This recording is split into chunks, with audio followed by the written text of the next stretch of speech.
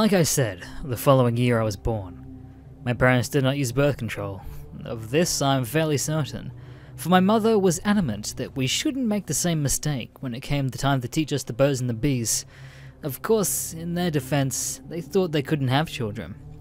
Eventually though, a little miracle, me, happened. This was something they didn't discover until fairly late into the pregnancy, when all the symptoms simply couldn't be ignored.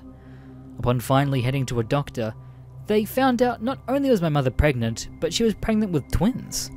Twins were common in my mother's family, with pretty much every generation having at least one batch of them.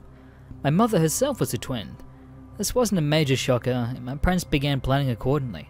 Everyone was excited, most of all my father, who loved children and had been wanting a big family. What did not excite him was my mother's due date, the middle of February. Throughout the year, perhaps cruelly, my mother, and more so my uncle, teased him.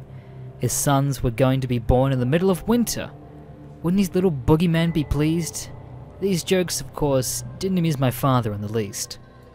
As the due date approached, my father grew more and more nervous. Although nothing thus far had indicated any issues with the pregnancy, still, he was just certain something would happen. Partway through January, sure enough, it did. Another storm hit, which had caused a few power outages in the middle of the night. With the power flickering on and off and the storm raging, my mother went into labour.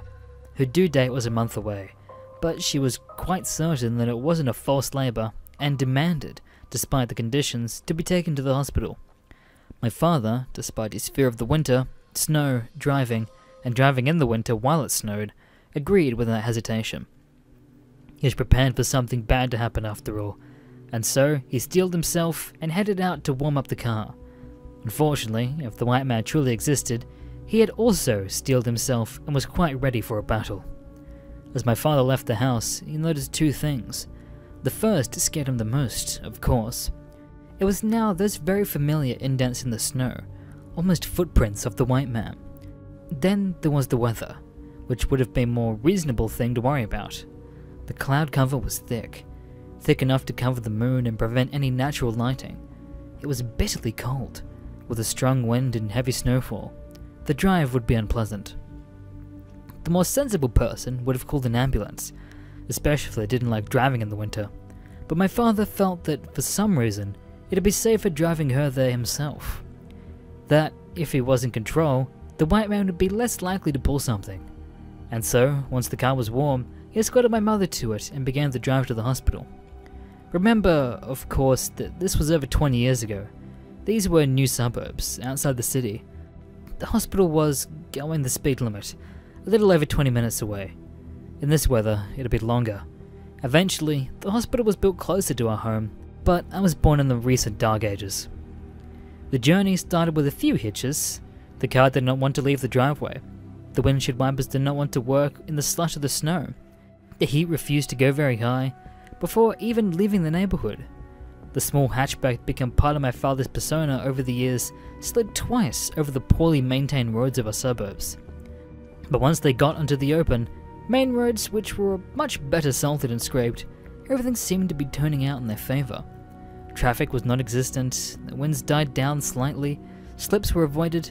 My father relaxed, as much as someone in a snowstorm with a woman in labor can, and that, he said, was the biggest mistake. Ahead of them, it appeared some snow had blown onto the road, forming a short blockade. Confident, my father drove over it, and promptly came stuck in the surprisingly solid slush.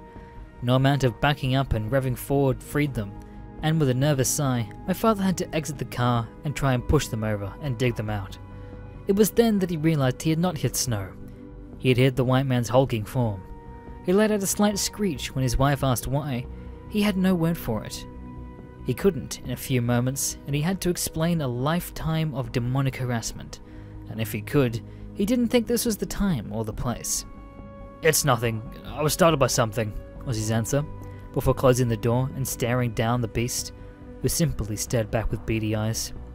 Again, there was no real confrontation. It was like having a conversation with a car dealer once more.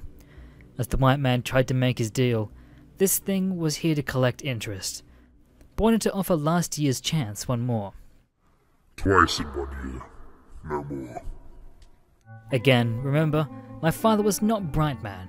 It took him a moment to understand what the white man meant. Once the image clicked into his mind, the white man echoed it, as if to confirm. 2 boys for 2 boys. If he offered his own unborn sons, the white man would finally consider his and Philly's debt paid. It was that simple, but my father continued to refuse. He would not offer up his sons as a substitute, and that was final. There was one last push for it before the white man gave up. There's no confrontation, even though my father always used to add, "I would have fought him if I had to." Fortunately though, he didn't have to. The white man simply slid away from under the car and into the white of the snow without anyone ever noticing. You must be asking, of course, what my mother thought happened. My mother simply thought that the snow had gotten the car stuck. My father had gotten the car free somehow. If there was a giant monster, she never saw it. He got back into the car, drove her to the hospital, and she had 2 healthy boys, of which I was slightly older. Despite us being 3 to 4 weeks early, we were a bit small, but not sickly. I'm sure that you thought this would have been a more dramatic conclusion, but it didn't. There wasn't one. But if you've been paying attention, you probably noticed something as well. I've mentioned a younger sister, but never a brother. Before anyone asks, my slightly younger twin brother didn't somehow become my sister either. Everything went relatively well, although my brother and I remained in hospital for a few days longer than usual to monitor any health problems. The next month, things continued to go well, although my father acted more nervous than usual during the winter months. If the white man had shown such interest in us, why had it suddenly disappeared? Why had it taken nothing else? There hadn't been any missing persons, which seemed to occasionally subside the hunger and the curse. It was the middle of February, and things came to a head. Ironically, perhaps, it was on the day that my brother and I were expected to be born initially. My brother and I shared a room, although we had different cribs. My mother was not a champion caregiver, and my father was most frequently cared for us. So, when I began crying loudly in the middle of the night, it was him who came to see what I wanted, and it was him who discovered the window beside my brother's crib open. No, he wasn't missing. He wasn't gone like the pigs or the dog or my uncle who drove off onto the road into the lake. They didn't put out missing posters like they did for the poor man who tried to help a 16-year-old version of my father after he drove off the road. Instead, he was simply dead. A cold body in a crib in a room with too much cold for babies. The official cause of death was SIDS, although I'm not sure if it had been something else. My parents had not closed the window before the paramedics arrived. My father's logic with the white man was often faulty. Why did the white man sometimes leave bodies? My brothers, grandfathers, and other times not? Not to mention, there's logic holes some of you have pointed out. Why didn't he just go back on his deal?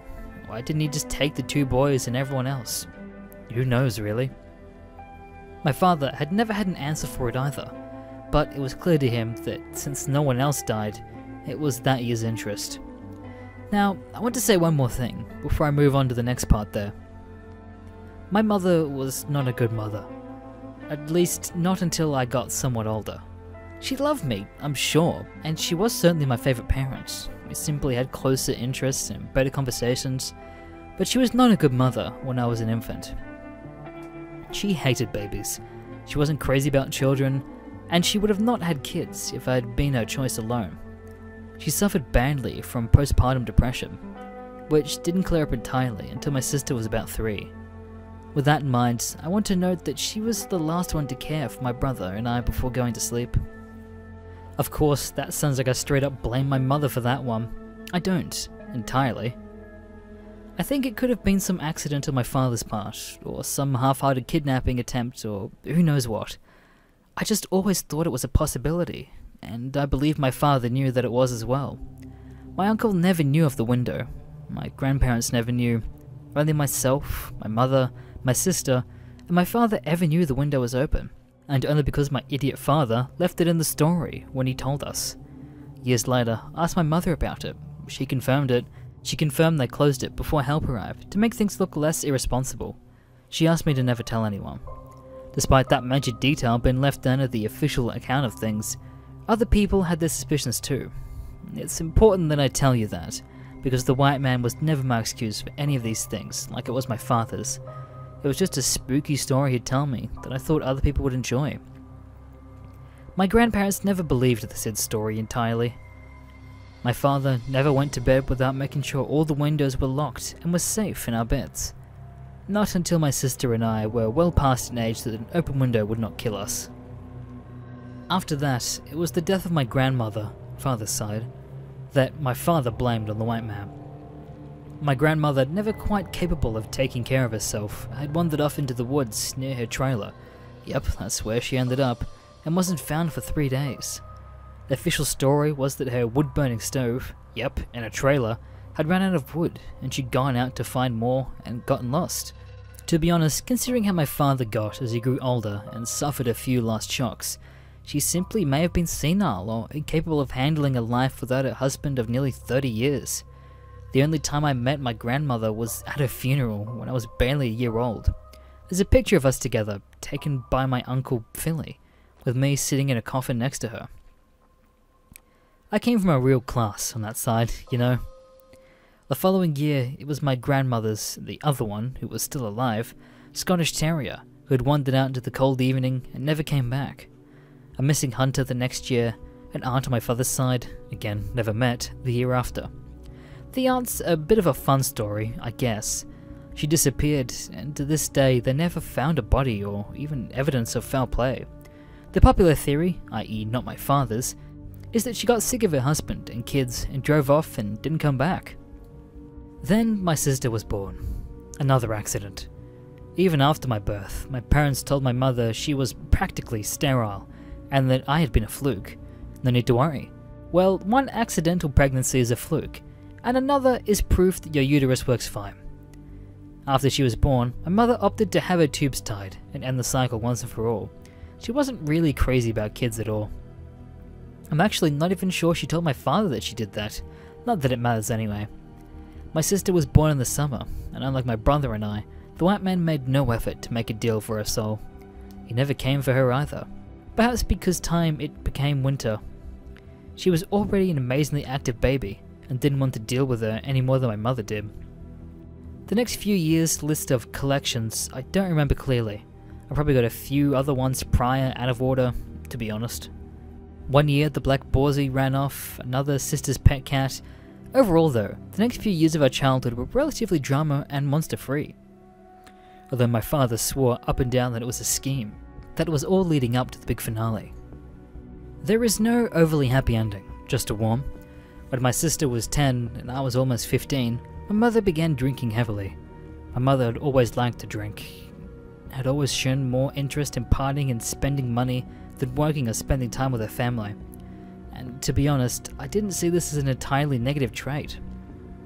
I thought it was kind of cool having a mom who would give me a shot of vodka and talk to me about things only adults talked about, which is probably why I preferred my mother so much to my father. She and I were good friends and I loved her dearly, but we didn't have a great relationship as family members. Mom was who you went to if you needed permission to go out and party or wanted someone to buy you something. Dad was who you went to if you actually needed something and had the time to listen to a boring story. This drinking escalated over the course of the summer, and by winter she was a full-blown alcoholic. And none of this is really relevant to the story, or at least not spooky, but it's important to know about the line between my father's imagination, and probably delusion, and reality. My parents' relationship was failing, at least on her end. Her mental stability was failing too, but for a lot of different relationships. And no one saw it. I thought maybe they'd divorce or end up in therapy, although they didn't fight much, so I don't know why that was the conclusion I drew. And my father thought trying to get her to go to church more would help, but no one did much, so it didn't surprise us when one morning she didn't come home. After that, my father spoke less of the white man, mentioning him only when prompted. In general, that was how he behaved most time though. He spoke less, talking only when prompted. He had spent close to 20 years taking care of my mother, even when she didn't need it, and he'd spent most of his life worrying about some boogeyman.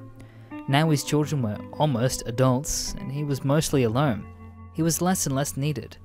Without someone to take care of, he couldn't take care of himself either. Much like how his mother had ended up. Until I left at 18, I drove him places and helped him with things he could no longer do. It wasn't that he was senile, exactly, for he wasn't old. It was just that he couldn't do it. Something left him, and he needed help.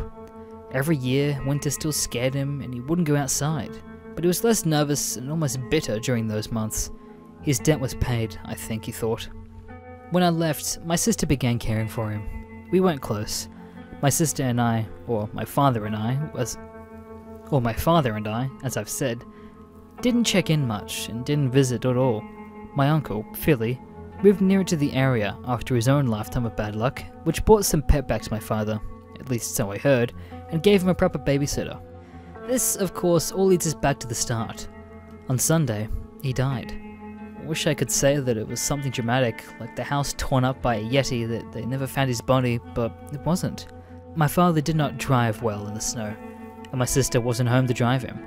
He went out to the store that night, slid off the road going too fat, and wasn't found until the morning, by which time he had died from his injuries and shock. We buried him fast, and saw my sister for the first time in 4 years. My father looked much older than 54 in his coffin. I remember how my grandmother looked from pictures when she was his age. How old she looked in her coffin, and once I laid inside. My family didn't age well, I guess. Is there some plot twist to all this? No. But there's one more piece of information that I've been saving up for a dramatic end. Philly's saying things or looking in his windows, that he's hearing someone stomp around his house at night and catching glimpses of movement from outside. But when he goes out though, he can't find any footprints. How long has Philly been saying these things or looking in his windows? Or maybe he's denying it after all these years? Apparently, since a few days before my father's death, although I didn't ask for details, nor did I imply it was the Whiteman. Seeing as Philly was never appreciated the stories when my dad was telling them, I didn't want to upset him. After this semester is up, I was considering moving someplace warmer anyway, so I may do it. Not because of spoopy ghost stories, but because I don't like shoveling my drive and falling on my ass because of ice. Thank you for watching this video. Make sure to subscribe to Mr. Green and check out all of his social medias down below. My name Goda.